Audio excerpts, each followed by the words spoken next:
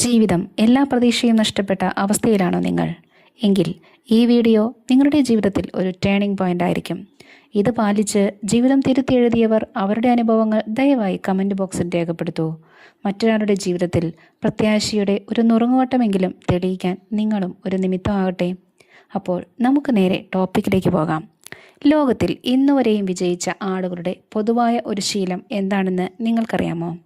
ആ ശീലമാണ് രാവിലെ നേരത്തെ എഴുന്നേൽക്കുക എന്നുള്ളത്. Doctor APJ Abdul Kalam, Bill Gates, Swami Vivekananda ഇങ്ങനെയുള്ള ചരിത്രപുരുഷന്മാരുടെ ജീവിത വിജയത്തിൻ്റെ അടിസ്ഥാനം ഈ ശീലത്തിൽ നിന്നാണ് തുടങ്ങിയത്. ഇനി അത്രയ്ക്കൊന്നും ദൂരത്തേക്ക് പോകണ്ടെന്നേ. ഒന്ന് കണ്ണോടിച്ചാൽ നമുക്ക് ചുറ്റും കാണാൻ സാധിക്കും അങ്ങനെ ചിലരെ. അവർക്ക് ചുറ്റും ഒരു പ്രത്യേക പോസിറ്റീവ് എനർജിയാണ്. ശ്രദ്ധിച്ചിട്ടുണ്ടോ? എല്ലാവർക്കും അത്തരക്കാരോട് ഒരു പ്രത്യേക ബഹുമാനവുമായിരിക്കും. ഇനി ഇതിൽ എന്തെങ്കിലുമൊക്കെ കഥയുണ്ടോ? ചുമ്മാ പുളുവടിക്കുവാണോ എന്നാണോ? എങ്കിൽ കേട്ടോളൂ. സൂര്യോദയത്തിന് മുൻപ് ഉണരുന്ന വ്യക്തികൾക്ക് രണ്ടു കാര്യങ്ങൾ ഉറപ്പാണ്. ഒന്ന്, മറ്റുള്ളവരെക്കാൾ കൂടുതൽ സമയം, അതും പ്രൊഡക്റ്റീവായ കൂടുതൽ മണിക്കൂറുകൾ ലഭിക്കുന്നു. മറ്റുള്ളവരെക്കാൾ കൂടുതൽ ആത്മവിശ്വാസം ക്രമേണ അയാളിൽ ഉടലെടുക്കുന്നു. ഇനി എന്തുകൊണ്ടാണ് ഈ അതിരാവിലെ എഴുന്നേൽക്കുന്നത് ജീവിതത്തിൻ്റെ വിധി തന്നെ മാറ്റിയെഴുതാൻ തക്ക ശക്തമായൊരു കാര്യമായി തീരുന്നത്? കാരണങ്ങളുണ്ട്. ഒന്നാമതായി, പുലർച്ചെ 3:30 മുതൽ 4:30 വരെയുള്ള സമയം ബ്രഹ്മമുഹൂർത്തം എന്നൊക്കെ പറയുന്നത് കേട്ടിട്ടില്ലേ? ഈ പ്രപഞ്ചത്തിലെ ഊർജം മുഴുവൻ അതിൻ്റെ പീക്ക് ലെവലിൽ എത്തി നിൽക്കുന്ന സമയമാണിത്. അതുകൊണ്ട് തന്നെ ഈ സമയത്ത് ഉണർന്ന് ഒരു ദിവസം ആരംഭിക്കുന്നവൻ്റെ എനർജിയും ക്രമേണ ഉന്നതി പ്രാപിക്കുവാൻ തുടങ്ങും. അതായത് നിങ്ങൾ ദിവസവും ഈ സമയത്ത് എഴുന്നേറ്റ് നിങ്ങളുടെ ലക്ഷ്യത്തിൽ ശ്രദ്ധ കേന്ദ്രീകരിച്ചാൽ നിങ്ങളുടെ മനസ്സ് ഇരുതല വാളിനേക്കാൾ മൂർച്ചയേറിയ ഒരു വാളുപോലെ പ്രവർത്തിക്കും. ഈ സമയം നമ്മുടെ തലച്ചോറ് ഏറ്റവും ക്രിയാത്മകവും ശാന്തവുമായിരിക്കുമെന്ന് ശാസ്ത്രവും തെളിയിച്ചിരിക്കുന്നു. ഇനി ഒരു ചോദ്യം, നിങ്ങൾ ഈ ഗണത്തിൽ പെടുന്നുണ്ടോ? ഇല്ല എങ്കിൽ അത് ഇന്നലെ വരെയുള്ള പഴങ്കഥ. ഇന്നു മുതൽ അതിന് മാറ്റം വരുത്തുക. അവിശ്വസനീയമായ മാറ്റങ്ങൾ നിങ്ങളെ അത്ഭുതപ്പെടുത്താൻ തുടങ്ങുന്നത് അനുഭവിച്ചറിയുക.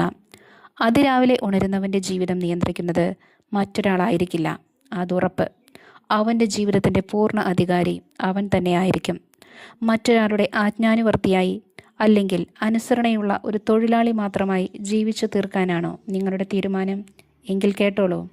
പ്രഭാതത്തിലെ ആദ്യത്തെ മണിക്കൂറിനെ കീഴടക്കിയവൻ ലോകത്തെ തന്നെ കീഴടക്കുന്നു എന്നാണ് പറയുന്നത്. ഇനി തീരുമാനങ്ങൾ അത് മാറ്റിയെഴുതൂ.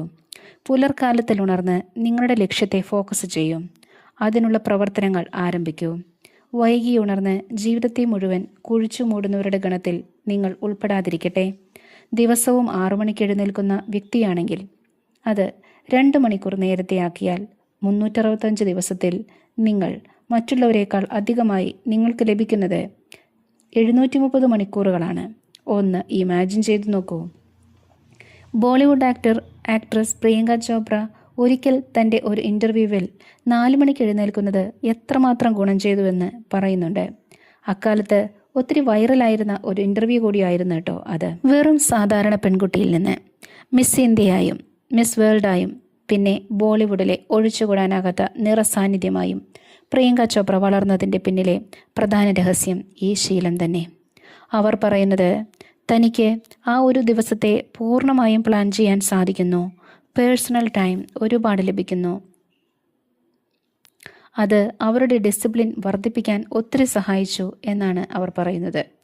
Hard work and discipline manage ചെയ്യാൻ അവരെ സഹായിച്ചത് ഈ ശീലമാണത്രേ. അതുപോലെ തന്നെ ഏർലി മോർണിംഗ് ഡിസ്ട്രാക്ഷൻസ് വളരെ കുറവായതിനാൽ വർക്കിൽ കൂടുതൽ ഫോക്കസ് ചെയ്യാൻ അവർക്ക് സാധിച്ചു അത്രേ.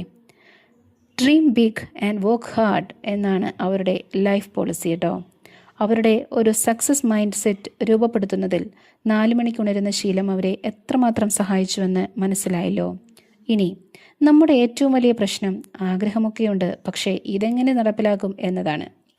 തീർച്ചയായും നിങ്ങൾക്ക് സാധിക്കും. കാരണം നിന്നുറങ്ങാനും നടന്നുറങ്ങാനും വരെ കഴിഞ്ഞിരുന്ന എനിക്ക് ഇത് പറ്റുമെങ്കിൽ പിന്നെ നിങ്ങൾക്ക് എന്തുകൊണ്ടായിക്കൂടാ? അത് കേൾക്കാൻ നിങ്ങൾ ഇഷ്ടപ്പെടുന്നുണ്ടോ? എങ്കിൽ ഒന്ന് കമൻറ്റ് ചെയ്തോളൂ.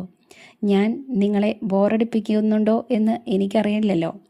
അപ്പോൾ നെക്സ്റ്റ് വീഡിയോയിൽ നമുക്ക് വീണ്ടും കണ്ടുമുട്ടാം. വീണ്ടും സന്ധിക്കും വരേക്കും വണക്കം.